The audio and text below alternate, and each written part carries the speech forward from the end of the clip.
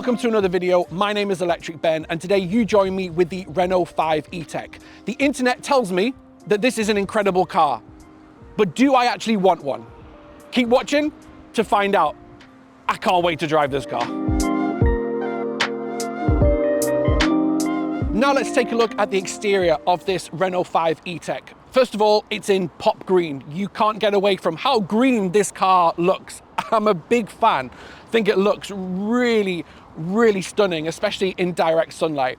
Now, there are lots of manufacturers that are moving more towards this retro modern look. We've got the Mini Electric, my car, for example, the Renault 5 E-Tech, the Fiat 500e, etc. I think Renault have done an incredible job of looking at what the original Renault 5 gave their customers, but bringing it into the 21st century. You can tell that it's a Renault 5, and I love that about this car. On the bonnet, you've got the charge indicator, if you like. So when your vehicle's charging, you can tell what the state of charge is just by taking a look at the bonnet. It's a pretty genius thing. I actually think that more cars should have this. I'm a big fan. Moving around to the side of this vehicle, I absolutely love these teardrop-esque front headlights. I think they look absolutely awesome. Plus, the square elements just below those main headlights make their way into the interior of the car. I'm a really big fan. These 18-inch wheels really make a big statement. I love the cladding around the wheel arches, reminds me of my Mini Electric, and everything kind of just blends really well together. Looking at the charge flap, so this vehicle can accept up to 11 kilowatts AC and up to 100 kilowatts DC. This is the 52 kilowatt hour battery, and this vehicle has a range of up to 252 miles.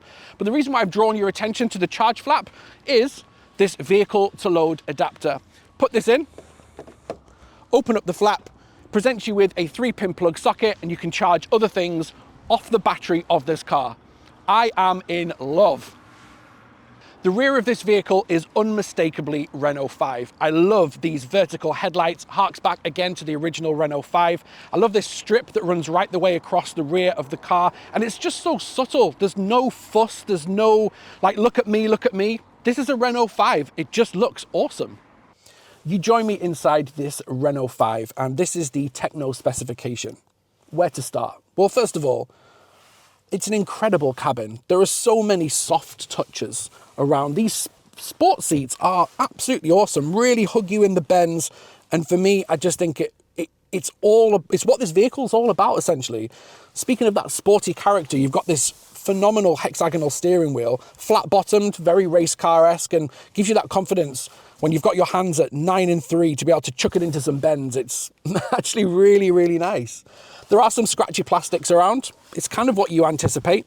We're not driving a Rolls Royce, but actually you're not really going to be touching a lot of these kind of surfaces all the time. So I don't think that's really a deal breaker for me. We've got these phenomenal textures. It's denim, and you've got this textured roof as well. Actually, you can tell that Renault have really thought about this. I've only had this car for maybe 2 or 3 hours, and already I'm thinking maybe this is going to be my next car. On the right-hand side of the steering wheel, we've got something called My Safety Perso that enables you to customize and personalize which safety systems you have on and which ones you switch off. One touch, the onboard system will ask you to essentially confirm and then press it again, and then it comes to life. It's absolutely fantastic. The digital driver display, it's really clear. Google Automotive Services, basically, they're an absolute winner. It's so clear, so crisp, several different displays that you can see in front of you, and there's lots of personalization on that central screen as well. It actually kind of curves around and faces you like an old school BMW. Really like that. You've got 3 stalks just to the right-hand side of the steering wheel. It's just not a big deal. I don't know what the internet's talking about.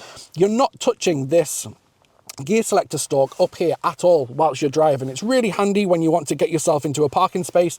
The only thing I would have liked is for this thing on the end that's got the Renault emblem. I would have liked it to have been an actual button. It should be a button in my opinion, but it's not the end of the world. But 3 stalks, not as big a deal as I thought it was going to be.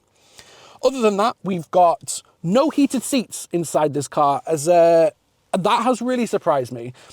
You have to move up another specification level to get heated seats and heated steering wheel. But hey ho, at least you get the heat pump as standard, which is certainly something which enables you to cool and heat the cabin much more efficiently with that on board. Lots of storage around this cabin, wireless phone charger just there. Lots of those square shapes that we talked about inside here. We've got buttons as well for air conditioning. A welcome addition. I'm used to having to dive into menu screens and things, but actually having buttons is really, really useful. Other than that, I think actually Renault have done an absolutely awesome job with this cabin. So I'm currently sat in the Renault 5. I'm just sat behind where I would sit as the driver. So I'm about 5'8", 5'9", not the tallest person in the world, but I really don't have a lot of space back here. So granted, you're not buying this as a family car, but your rear seat passengers are going to want some creature comforts, and you're not really going to find them here. Yes, you've got some little pockets behind the seats, which is great for storage. Behind the driver, you've got the 4 generations of Renault 5 in these beautiful colours, which is a nice little touch, I guess. But, you know, on the vehicle that I'm currently sat in, there aren't any charge ports. There aren't any door pockets either. So, yeah, drinks and food, everyone's going to have to keep hold back here. Not fantastic. But other than that, I mean, you still get this really nice kind of denim material back here, which is nice. Everyone gets electronic windows, which is great. You get some Isofix points back here. Roof lining is nice still, you know, it doesn't kind of impede on any rear passenger headroom as such, but yeah, where you want to be in this car is at the front. Speaking of which, let's kind of come all the way back and take a look at the boot. The boot has plenty of storage.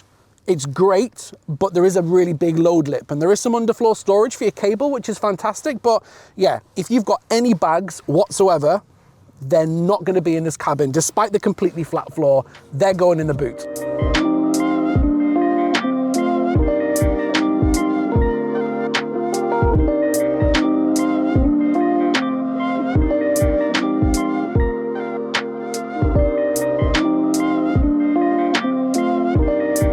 So now that I'm inside the car, what do I actually think? Well, before I get to that, I've got 2 big things that I want to share with you.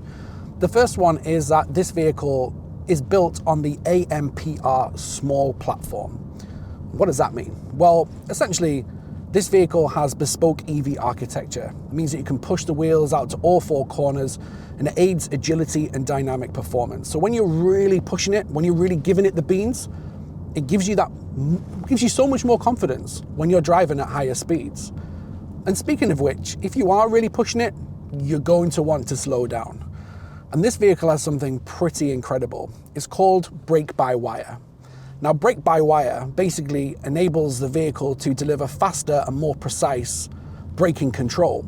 So if you're really pushing it, what you don't want to do is you don't want to be in a situation whereby you can't brake.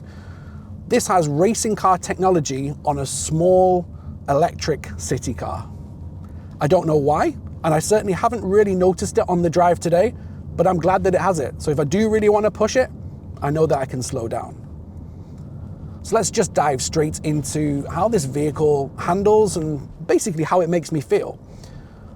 Let's start off with the driving position. It's absolutely spot on. I own a Mini Electric, and this car essentially has a lot to live up to because I will have no one say anything bad about my car, but I feel slightly higher up. I feel like the steering weight is absolutely phenomenal.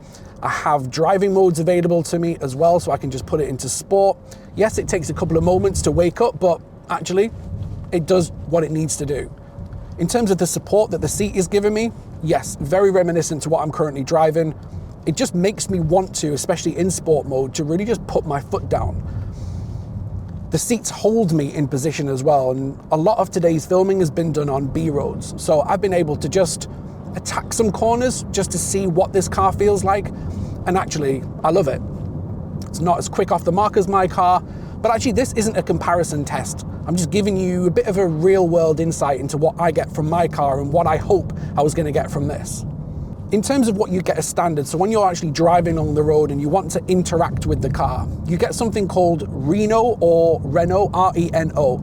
It's your digital onboard assistant, and you can ask it questions and you can interact with it, and it comes up with a little graphic on the screen. It's actually pretty cool. You get Android Auto and Apple CarPlay. as standard, which is fantastic. Wireless, I believe. And right now I'm just charging my phone. I'm just, wirelessly. So easy, just sits on a pad, it'll just charge for me. So when I'm not looking to really hoon it across some B roads, actually this car, in terms of living with it every single day, would be so easy, so sublime. You can leave it on a street corner and not have to worry about it. It's not one of those cars that is going to get some unwanted attention, let's say.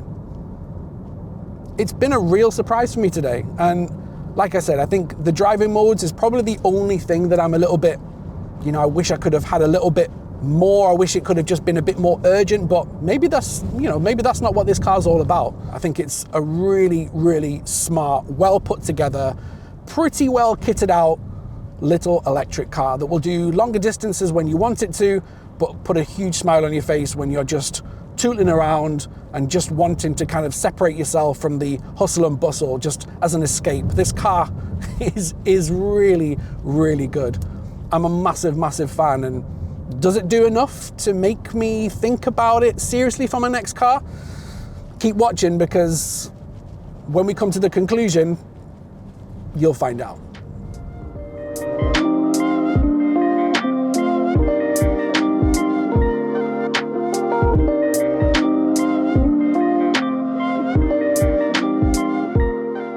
So how do I summarize my time with the Renault 5?